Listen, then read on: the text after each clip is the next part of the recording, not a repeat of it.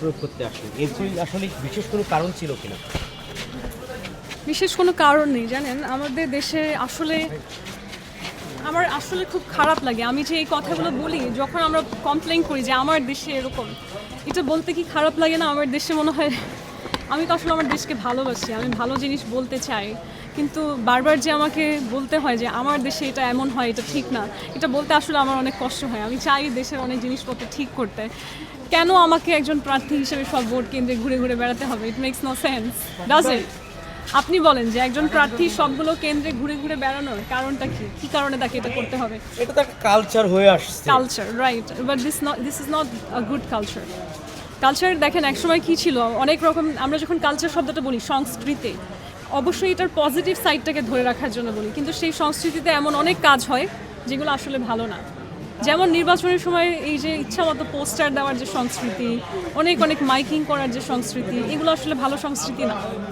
তেমন প্রার্থীর যেখানে নিরপেক্ষ নির্বাচন হওয়া প্রয়োজন, মানুষ যাতে একেবারে ভয় না পেয়ে একেবারে নির্বিঘ্নে নিজের ভোটটা দিতে পারে, সেই জায়গাটা নিশ্চিত না করে সেখানে যদি আমরা প্রার্থীরা সবাই গিয়ে ভিড় জমাই, মানুষকে ইনফ্লুয়েন্স করার চেষ্টা করি, this is not a good culture. So আমার কাছে মনে হয়েছে কেন আমি, যারা ইলেকশন কমিশন আছেন, ইসি, তাদেরকে আমি কেন সবসময় ওই যে অবজারভেশনের উপরে রাখবো? কেন আমাকে মানুষকে গিয়ে ইনফ্লুয়েন্স করতে হবে? This should be free for everyone. মানুষ নিজের মতো করে যাবে, নিজের মতো করে সে ওই যে গোপন কক্ষে গিয়ে চিন্তা করবে কাকে দিচ্ছি, কোনো রকম ইনফ্লুয়েন্স ছাড়া। এটাই তো হওয়া উচিত। নির্বাচন যেহেতু শেষ, হ্যাঁ, মূল্যায়ন কি নির্বাচন নিয়ে আপনার?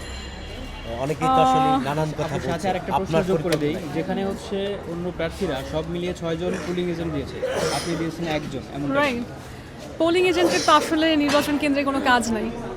এই যে আমরা শুনছি যে ভোট কারচুপি হয়, কিংবা ভোট গণনার সময় একজনেরটা অন্যজনেরটাতে নিয়ে যাচ্ছে, এই কাজগুলো তো আসলে দলীয় লোকরাই করে। দলীয় লোকদেরকে এই কাজের সময় রাখার দরকার কি? আমরা কি তার চেয়ে একটা সিসিটিভি বা ডিজিটাল কোনো সিস্টেম করে রাখতে পারি না? এটা ইলেকশন কমিশনের কাজ, আসলে ভোটটা গ্রহণ করা, ভোটটা গণনা করা, আলটিমেট রেজাল্টটা দেওয়া, সব কিছুই তো আসলে একটা নিরপেক্ষ মানুষের কাজ। সেখানে আমাকে কেন 6-7 জন পোলিং এজেন্ট বসে সেটা অবজারভেশন, পর্যবেক্ষণ করতে হবে, যেখানে তাদের মধ্যে আসলে অনেক ধরনের দ্বন্দ্ব হওয়ার সুযোগ থাকে, ভোট কারচুপি হওয়ার সুযোগ থাকে? এগুলোতে পার্টিসিপেট করার কোনো দলেরই কোনো প্রয়োজন নেই। আপু, কালকে রাত থেকে বিভিন্ন কেন্দ্রে মানে বিভিন্ন আসনে কিছু বিচ্ছিন্ন ঘটনা ঘটেছে, যেমন টাকা সহ, এই বিষয়গুলো কিভাবে দেখছেন আপনি? আনফর্চুনেটলি এই বিষয়গুলো আমাকে খুবই ভাবান্বিত করে। I am very concerned about the safety of people in my country. এখন পর্যন্ত আলহামদুলিল্লাহ আমি শুনি নাই যে কারো ওপর কোনো আক্রমণ হয়েছে, তবে অনেকে বলল কিছু কিছু ভোটিং সেন্টারে নাকি ঝামেলা হচ্ছে। এবং আমার যারা পোলিং এজেন্ট, একেবারেই ফর্ম্যালিটির জন্য, আপনারা জানেন কি না জানি না, আমাদের কিন্তু নাগরিকের অধিকার যে আমি চাইলে পোলিং এজেন্ট রাখতে পারি, কিন্তু এটা ম্যান্ডেটরি না। ইটস নট আ রুল যে আপনাকে পোলিং এজেন্ট দিতে হবে। আপনি যদি চান যে ইলেকশন কমিশন আসলেই স্বচ্ছভাবে কাজ করছে কিনা সেটা দেখার জন্য আপনার লোক রাখতে, আপনি রাখতে পারেন। আমি সকালবেলা ইলেকশন কমিশনের লোকদের সাথে কথা বলে আমি বলেছি যে লেট মি ট্রাস্ট ইউ, আমি ভরসা করি আপনাদের উপরে, দরকার নেই তো আমার আপনাকে সবসময় চোখে চোখে রাখার। আমাদের বাসায় যখন ধরেন একজন মানুষ সহকারী কাজ করতে আসে, আপনি চাইলে তাকে ভরসা করে হ্যাঁ আপনি বাসার সব কাজ করতে পারেন, কিংবা তার পিছু পিছু গিয়ে আছে ও কিছু চুরি করলো কিনা, ও কিছু নিয়ে গেলো কিনা দেখতে পারেন। আমি তো আমার ইলেকশন কমিশনকে আসলে ওইভাবে দেখি না, আমি তাদেরকে সম্মানের দৃষ্টিতে দেখি। সো আমি বললাম আপনারা আপনাদের কাজ করেন, why I would not interfere there, and that's one thing. Second one হচ্ছে, তারপরও ফর্মালিটির জন্য প্রতিটা সেন্টারে আমরা কিছু পোলিং এজেন্ট নির্বাচিত করে রেখেছিলাম।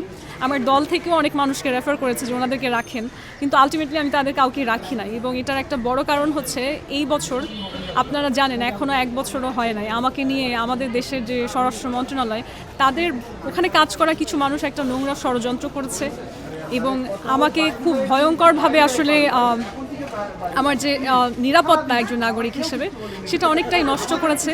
এবং এখন যখন আমি একটা নির্বাচনে দাঁড়িয়েছি, সেই জায়গায় একজন এমপি প্রার্থী, আমি যে একটা ব্যাপক হারে প্রচারণা করব সেটাও আমি করতে পারিনি, কারণ তারা আমার যে নিরাপত্তাটা দেওয়ার কথা দিয়েছিল সেটা ঠিকভাবে দেয়নি। এবং এই কারণে আমি আমার অনেক পোলিং এজেন্টদেরকে সরিয়ে নিয়েছি। আপনি তো 8 আসনের প্রার্থী, পুরো নির্বাচন জুড়ে 8 আসন আলোচিত ছিল।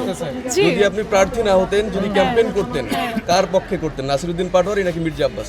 আমি যদি প্রার্থী না হতাম, সত্যি করে বলি আমি ওনাদের দুজনের একজনের প্রমোশনে অ্যাটেন্ড করতাম না।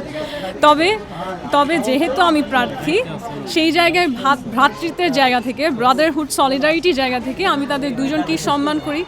এবং আমি দুজনকেই দেখেছেন যে নাসির উদ্দিনের ক্যাম্পেও আমি গিয়েছিলাম, আমি ওনাকে ক্যাম্পে একদম সরাসরি ফোন দিয়েছি, তখন উনি রিসিভ করেনি, আবার একটু পরে উনি কল ব্যাক করেছে, আমি তখন খেয়াল করে নাই। সো আমাদের জন্য একটুর জন্য আমাদের দেখা সাক্ষাৎ হয়নি। তবে মির্জা আব্বাস সাহেব যিনি আছেন, তাকেও আমি সাডেনলি বলেছি যে আচ্ছা দেখা করি। উনিও খুব সুন্দর করে আন্তরিকতার সাথে দেখেছেন যে আমাকে রিসিভ করেছেন। সো আমার কাছে মনে হয় যে রাজনীতির মাঠে থাকলে যারা আছে মানুষ, সবার মধ্যে একটা সুসম্পর্ক থাকা খুব প্রয়োজন। সেই জায়গাটায় আমি হয়তো একটা দৃষ্টান্ত শুরু করলাম, এরপরে আপনারা দেখবেন যে ভবিষ্যতে সবসময় দেখবেন রাজনীতিবিদরা নির্বাচনের সময় প্রতিদ্বন্দ্বীর সাথে দেখা করছে, একসাথে খাওয়া দাওয়া করছে, একজন আরেকজনের বাসায় যাচ্ছে। এটাই আসলে হওয়া উচিত। সো যেহেতু নর্মালি এটা হয় না, আমি শুরু করলাম, সামনে হয়তো অন্যরাও করবে ইনশাআল্লাহ।